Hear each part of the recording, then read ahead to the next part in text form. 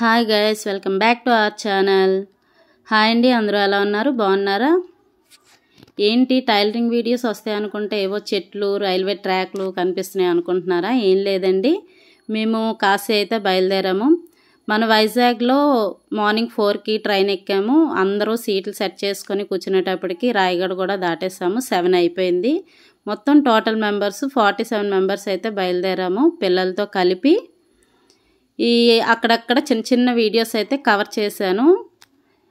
మొత్తం రివరు అవన్నీ కవర్ చేశాను. ఇది సంబల్పూర్ దగ్గరలోనండి. నెక్స్ట్ డే మార్నింగ్కి సంబల్పూర్ అయితే వచ్చాము. సంబల్పూర్ అనగానే మీకు ఒక తెలుగు మూవీలో ఒక సీన్ అయితే గుర్తొస్తుంది, మన తెలుగు మూవీలో. ఆ మూవీ ఏంటనేది మీరు కామెంట్లో చెప్పండి. ఇది నెక్స్ట్ డే మార్నింగ్ 9 అండి. 9కి చూసారా ఎంత మంచు ఉందో. 9కైనా సరే కొంచెం కూడా మనకి సూర్యకిరణాలు కనీసం తగలలేదు, మొత్తం మంచే ఉంది. మేము ఫుల్ ప్యాకప్తో అయితే వెళ్ళాము. స్వెటర్స్, గ్లౌజెస్ అన్నీనా. మేము ఇగోండి, నేను, మమ్మీ, డాడీ, అక్క అయితే ఉన్నాము ఈ 47 మెంబర్స్లోని. మొత్తం ఈ సంబల్పూర్ అంతా దాటిన తర్వాత మొత్తానికి 9కి మనకి గంగా రివర్ అయితే తగులుతుంది వారణాసి దగ్గరలోని. ఒక హాఫ్ అన్ అవర్, అంటే వారణాసికి ఇంకా స్టేషన్కి ఒక హాఫ్ అన్ అవర్ ఉందనేటప్పటికి గంగా రివర్ అయితే తగిలింది.